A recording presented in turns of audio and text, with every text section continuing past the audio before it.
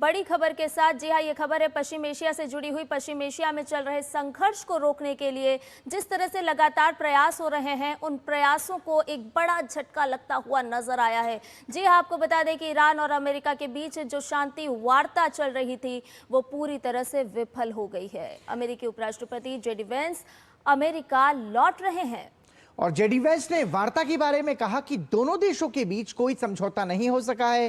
Veins ने कहा कि अमेरिका ने अपना अंतिम और सर्वश्रेष्ठ प्रस्ताव दिया था, लेकिन ईरान ने अमेरिकी शर्तों को स्वीकार करने से इनकार कर दिया।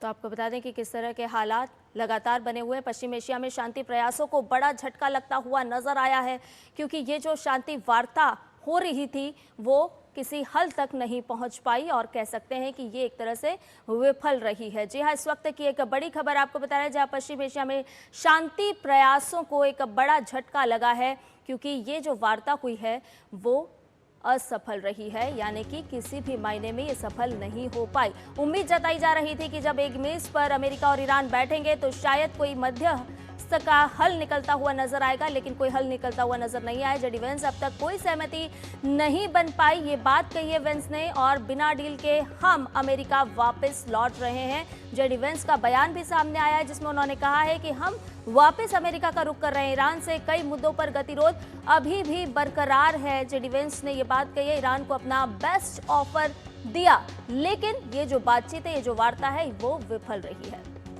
तो पश्चिम एशिया में शांति प्रयासों को बड़ा झटका लगा है, और जो बातचीत होनी थी, एक तरीके से मध्यस्थता होनी थी और उम्मीद जताई जा रही थी कि इस युद्ध पर विराम लगेगा, लेकिन अमेरिका ईरान की वार्ता पूरी तरह से विफल रही है। जेडी वेंस अमेरिका लौट रहे हैं और ये जो शांति वार्ता थी, ये जो बातचीत थी, ये पूरी तरीके से बेनतीजा रही है। जेडी वेंस का बयान आया है कि किसी तरह की कोई सहमति नहीं बन पाई है और बिना डील के ही हम अमेरिका वापस लौट रहे हैं। आपको बता दें कि अमेरिका के प्रतिनिधि जेडी वेंस के नेतृत्व में पाकिस्तान में बैठे थे और उसमें ईरान के प्रतिनिधि भी मौजूद थे, लेकिन कोई समझौता नहीं हो सका। और जेडी वेंस ने कहा कि ईरान को अपना बेस्ट ऑफर हमने दिया था, लेकिन ईरान ने सहमति नहीं जताई और ये पूरी वार्ता बेनतीजा रही है। ईरान ने अमेरिकी शर्तें नहीं मानी है और एक तरीके से ये जो बातचीत होनी थी ये संभव नहीं हो पाई। उन्होंने कहा कि हम अच्छी नीयत से यहाँ आए थे, जेडी वेंस का ये बयान है, लेकिन ईरान ने हमारी बात नहीं मानी। तो पश्चिम एशिया में शांति प्रयासों को एक बड़ा झटका लगा है।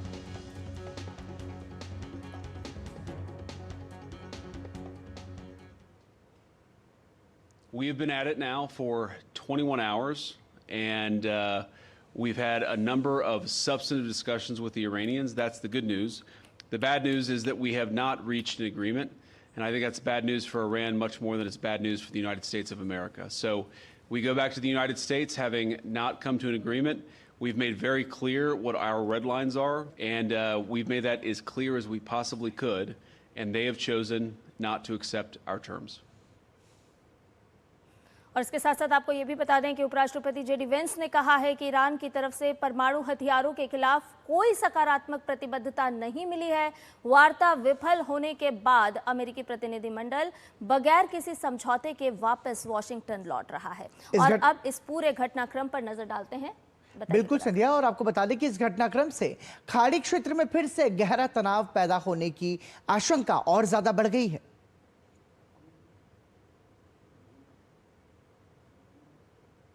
The simple fact is that we need to see an affirmative commitment that they will not seek a nuclear weapon, and they will not seek the tools that would enable them to quickly achieve a nuclear weapon. That is the core goal of the President of the United States, and that's what we've tried to achieve through these negotiations. Again, their nuclear program, such as it is, the enrichment facilities that they had before, they've been destroyed.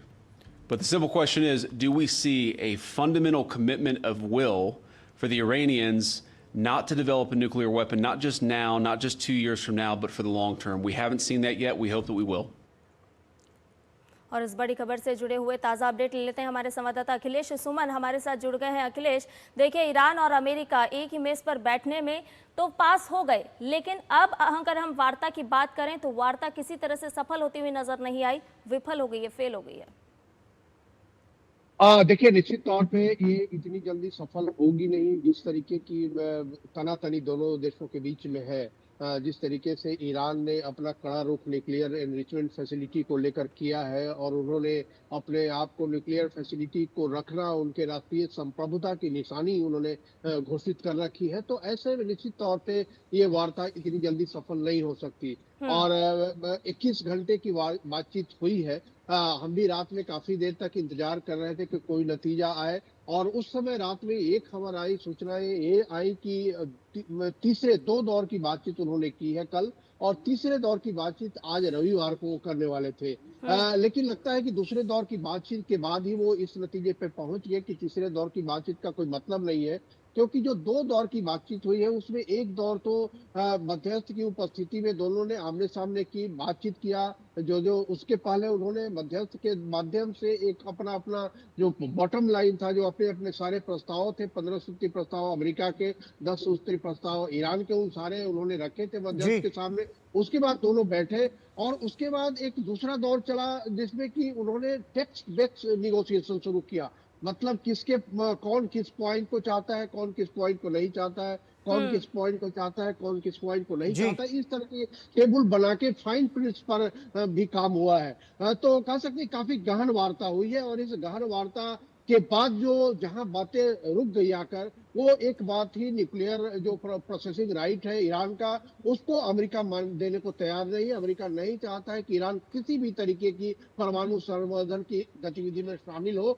दूसरी बात state of Hormuz की है कि state of Hormuz को नहीं चाहता कि Iran किसी भी तरीके के अपने प्रभाव का इस्तेमाल स्टेट ऑफ हॉर्मुज से आने वाले जहाजों को रोकने में करे, या वहां कोऑर्डिनेट करे, या वहां से कोई चालान या कोई लगान वसूल करे, कोई टैक्स वसूल करे, अमेरिका नहीं चाहता। और तीसरी बात ईरान की तरफ से है कि ईरान को यह भी कहा गया कि आप हिजबुल्लाह और हुती जो आपके प्रॉक्सी सहयोग से चलने वाले संगठन है, उनको भी नष्ट करें, उनको भी गतिविधियों रोके।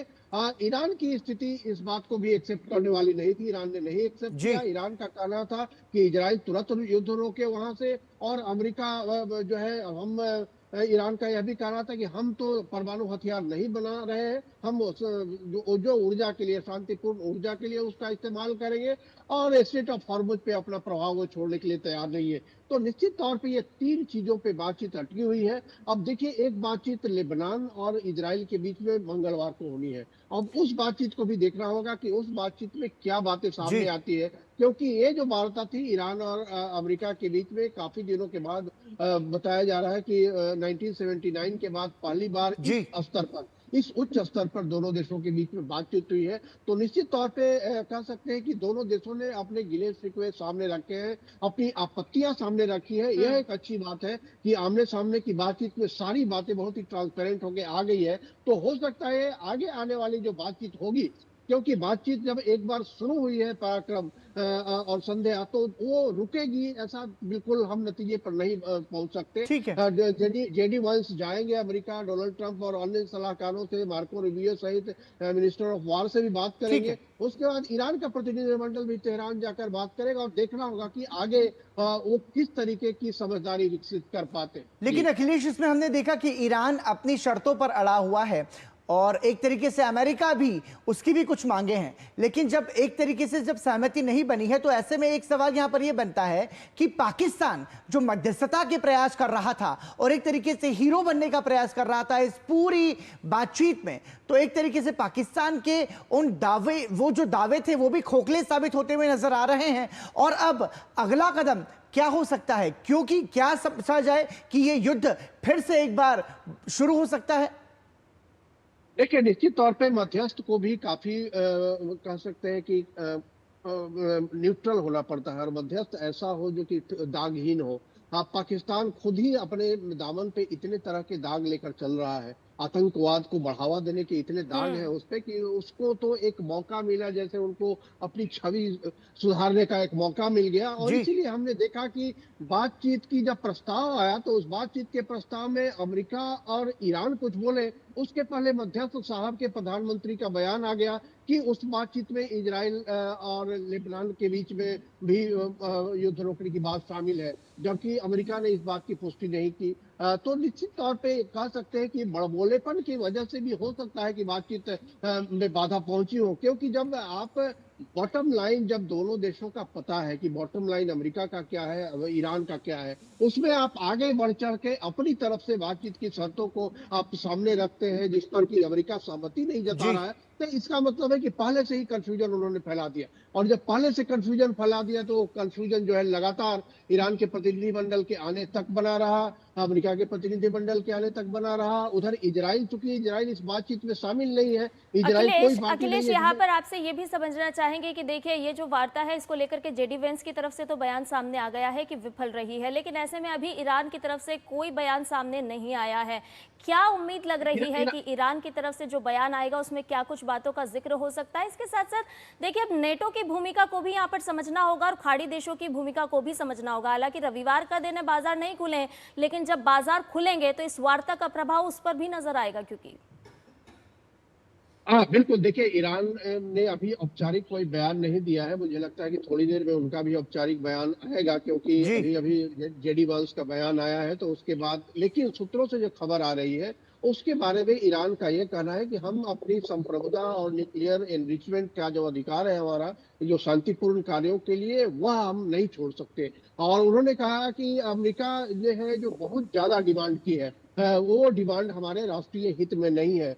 तो इन दो बातों को वो बोल रहे हैं। और अभी देखना होगा कि अब्बास अराक्ची जो विदेश मंत्री है वो भी वहाँ है, उनके स्पीकर भी अभी वहाँ है। तो इन दोनों का कुछ न कुछ बयान आएगा निश्चित तौर पे, क्योंकि उन्हें भी एक संदेश देना है ताकि वार्ता को टूटने का जो पूरा जो है ठीकरा उनके सर पर न फूटे। लेकिन निश्चित तौर पे एक बात है कि निराशा हुई है, सबको निराशा हुई है, क्योंकि लग रहा था कि अगर ईरान और अमेरिका आमने सामने बैठ के बात कर रहे हैं तो ये जो तनाव की स्थिति है उस तनाव की स्थिति दूर होगी। और देखिए नेटो की जहां तक बात है तो नेटो अभी तक, नेटो से जब युद्ध की शुरुआत हुई थी 28 फरवरी को, उसके पहले अमेरिका ने नेटो के साथ कोई बातचीत नहीं की थी। और इसकी वजह से नेटो का कोई भागीदारी इस युद्ध में नहीं बन पाई। हालांकि बीच में डोनाल्ड ट्रंप ने नेटो से अपील की, लेकिन नेटो का कोई भी देश इस युद्ध में उनके साथ शामिल करने के लिए आगे नहीं आया है। लेकिन एक चीज मैं बताऊं पराक्रम की, लेकिन एक चीज जो अमेरिका और नेटो का जो हित है वो कन्वर्ज करते हैं, जो मिलते हैं, वो है state of Hormuz. State of Hormuz को खोलना जो है वो सभी देशों की जरूरत है। यूरोप के पास उतनी ऊर्जा नहीं। अगर स्टेट ऑफ हॉर्मुज ज्यादा दिन बंद रहा तो यूरोप में 15 दिनों के बाद तेल और गैस की स्थिति विकट हो सकती है। आपको याद होगा कि कोविड के समय भी एक बड़ी विकट स्थिति यूरोप के साथ हुई थी, और अभी जब ये बंद रहेगा तो इसलिए मुझे लगता है कि बिल्कुल देखिए स्ट्रेट ऑफ हॉर्मुज का खुलना बहुत जरूरी है। और ऐसे में जब पूरी दुनिया प्रभावित हो रही है मिडिल ईस्ट के संकट से, तो इसका समाधान किस तरीके से होगा ये आने वाला समय बताएगा। बहुत बहुत धन्यवाद अखिलेश सुमन इस तमाम जानकारी के लिए।